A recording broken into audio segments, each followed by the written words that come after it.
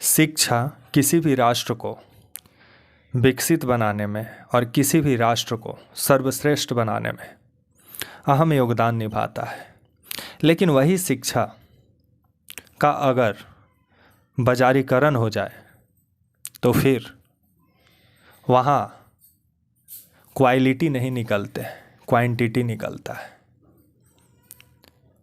आइए आज इसी पे बात करते हैं, इसी पे चर्चा करते हैं कि शिक्षा को आजकल हमारे देश में जिस तरह से धंधा बना दिया गया है, जिसके वजह से सिर्फ क्वांटिटी दिखाई देता है, शिक्षा का क्वालिटी नज़र नहीं आता है। आइए इसी पर विस्तार पूर्वक बात करते हैं, चर्चा करते हैं। नमस्कार, मेरा नाम विश्वजीत कुमार और आप देख रहे हैं वॉक फॉर इंडिया न्यूज। शिक्षा कहा जाता है कि किसी भी राष्ट्र को सर्वश्रेष्ठ बनाने में, मजबूत बनाने में और स्वावलंबी बनाने में अहम योगदान निभाती है। लेकिन वही शिक्षा का अगर बाजारीकरण हो जाए तो फिर क्या होगा? जिस तरह से आज हमारे देश में शिक्षा का बाजारीकरण कर दिया गया, जिसके वजह से सरकारी school college private school college के सामने कीड़े मकोड़े जैसे नज़र आते हैं। जहां आज बड़ा बड़ा यूनिवर्सिटी खुल गया, बड़ा बड़ा कॉलेज खुल गया, जहां सिर्फ बिजनेस हो रहा है, जहां सिर्फ लड़कों को बिजनेस लड़कों के साथ किया जा रहा है और लड़के इस चीज़ को समझ नहीं रहे। पहले के गुरु लोग शिष्य के साथ एक अलग व्यवहार रखते थे। उस शिष्य को उस समय तक शिक्षित करते थे और उस समय तक उसको गाइड करते थे जब तक वह एक अच्छा मुकाम तक नहीं पहुंच जाता था। लेकिन अभी जिस तरह से हमारे देश भारत में शिक्षा का बाजारीकरण हुआ, जहां आज बड़े बड़े माफिया स्कूल खोल के बैठ गए हैं, बड़े बड़े क्रिमिनल यूनिवर्सिटी चला रहे हैं, और वैसे भी जिस देश का पार्लियामेंट में मतलब आधे से अधिक अंगूठा छाप बैठे हो तो वहाँ शिक्षा पर बात ही नहीं हो सकता है। और अभी जो भारत का स्थिति है वो आप देख ही रहे हैं, जिस तरह से हिंसा, मतलब मणिपुर में तो जिस तरह से जातीय संघर्ष का तांडव देखने को मिल रहा होगा आपको, और जैसे हरियाणा में कॉमनल राइट हुआ, गुरुग्राम तक उसका आग पहुंचा। तो ऐसे नेताओं से उम्मीद नहीं है जो नेता मतलब भड़काऊ बयानबाजी करते हों, आए दिन हिंदू मुस्लिम करते हों, तो वो कभी शिक्षा पर पार्लियामेंट में बात नहीं कर सकते हैं, क्योंकि उनको सत्ता में बने रहना है और शिक्षा पे वोट नहीं मिलता है, हिंदू मुस्लिम पे वोट मिलता है। जिस तरह से हमारे देश में स्टूडेंट के साथ आज बिजनेस हो रहा है, बड़ा बड़ा यूनिवर्सिटी कॉलेज जिस तरह से, प्राइवेट यूनिवर्सिटी कॉलेज जिस तरह से, आप देखिए बड़े बड़े बोर्ड जहां तहां लगा के ऐसा लग रहा है सामान बेच रहे हैं, डिग्री नहीं। और लड़का भी उसी यूनिवर्सिटी में जाना चाहता है जहां बड़ा बड़ा उसका बैनर चौक चौराहों पे टना हो, क्योंकि उसको भी मालूम है यहाँ जाएंगे तो हम भी बन जाएंगे सीधे अंबानी, क्योंकि इस तरह का सोच डाला जा रहा है।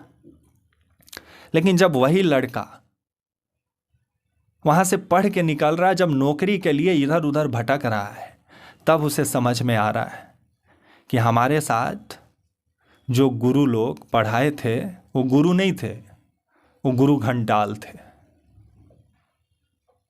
क्योंकि पहले के गुरु और शिष्य का एक अलग रिश्ता होता था, अभी का गुरु शिष्य का एक अलग रिश्ता है, बिजनेस वाला रिश्ता है, जहां शिष्य को गुरु जी बिजनेस समझ रहे हैं कि भाई इससे किस तरह से इसको मतलब अपने एकेडमी में बनाए रखना है, किस तरह से नया नया प्रलोभन देना है। और आज जिस तरह से किलो के भाव में सर्टिफिकेट मिल रहा है, जिस तरह से शिक्षा का बाजारीकरण हुआ, जहाँ आप घर बैठे बैठे आप डिग्री ले लीजिए, आपको कॉलेज भी नहीं जाना है, और 90%, 70%, 80% लड़का भी देख के भाई वो भी 7वें आसमान में उड़ने लग रहा है कि भाई हमको तो 70-80% मिला है, अब तो हम सीधे IPS ही बनेंगे। लेकिन जब वो एक्चुअल ज़िंदगी में उतर रहा है, जब वो नौकरी खोजने जा रहा है, तब मालूम चल रहा है कि अरे बाबा हमको तो कुछ बताया ही नहीं गया। अब आपको नौकरी करना है तो उसके लिए अलग से 2 साल 1 साल ट्रेनिंग लीजिए, उसके बाद से धक्का खाइए, फिर नौकरी मिलेगा कि नहीं मिलेगा वो भगवान जानते हैं। तो ऐसा पढ़ाई पढ़ने से क्या फ़ायदा कि पढ़ने के बाद से भी बेरोजगार। और इसका कारण ये है ना कि हमारे देश में आज जिस तरह से जाति धर्म मजहब का राजनीति ज़बरदस्त हो रहा है, वहाँ पे शिक्षा कौन पूछता है? क्योंकि जब नेता मंत्री विधायक शिक्षित होंगे तब ना वो शिक्षा के बारे में बात करेंगे। यहाँ तो सब जाति धर्म मजहब का राजनीति करके पार्लियामेंट पहुँचे तो वो कैसे शिक्षा पे बात करेंगे? और आज जिस तरह से गरीब का लड़का, ऐसा लग रहा है कि वो आने वाला समय में वो शिक्षा से वंचित रह जाएगा, उसके लड़के को अच्छा शिक्षा नहीं मिलने वाला है। जिस तरह से मैट्रिक इंटर कराने में आज, क्योंकि सरकारी स्कूल कॉलेज का जो व्यवस्था है वहाँ बहुत कम बच्चे जा रहे हैं, क्योंकि कोई भी बाप माँ मिडिल क्लास में यही चाह रहा है कि मेरा बेटा अंग्रेजी मीडियम में पढ़े। जो अंग्रेज भारत पे आए, कब्जा किए, और उन्हीं का भाषा सीखने के लिए हम लोग कितना आतुर हैं, इसी से अंदाज़ा लगा लीजिए। लेकिन इंग्लिश मीडियम का जो एक हौवा बना हुआ है, यह हौवा इसलिए बना हुआ है क्योंकि जो सरकारी स्कूल हैं कॉलेज हैं वहाँ टीचर प्रोफेसर का ठिकाने नहीं है। और जो टीचर आजकल खास करके बिहार में, क्योंकि बिहार का लड़का लोग को मजदूर बना दिया गया है, जहाँ आप शिक्षा चौपट हो जिस राज्य का, जहाँ अधिकतर लड़के वहाँ मजदूर बनना पसंद करते हो, क्योंकि शिक्षित रहेंगे तब ना वो एक अपने लाइफ स्टैंडर्ड के बारे में सोचेंगे, चाहे एक अपना कुछ अलग तरीके से कुछ करने के बारे में सोचेंगे। तो जिस तरह से वहाँ भ्रष्टाचार फैला शिक्षा व्यवस्था में, जहाँ अनपढ़ गंवार भी आज टीचर बन के 70,000 रुपये बिहार में उठा रहे हैं और डालडा को डेल्टा लिख रहे हैं, और उनके हाथों में बिहार का लड़कों का लड़कियों का भविष्य है। और यही हाल जितने सरकारी स्कूल कॉलेज हैं लगभग सभी का यही हाल है। और जो अमीर हैं, जो बड़े बड़े पापा की परी लोग हैं, बड़े बड़े बाप के लड़के लोग हैं, उन लोग के लिए तो भाई बड़ा बड़ा इंटरनेशनल कॉलेज, नेशनल कॉलेज, तो भाई वो अफोर्ड कर रहे हैं, करोड़ों रुपया खर्चा कर रहे हैं।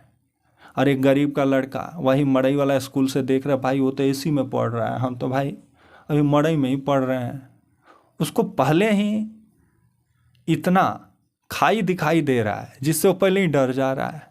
और डरना स्वाभाविक है, क्योंकि जिस देश में शिक्षा में समानता ना हो वो देश कभी भी तरक्की नहीं कर सकता है, इसे समझना होगा।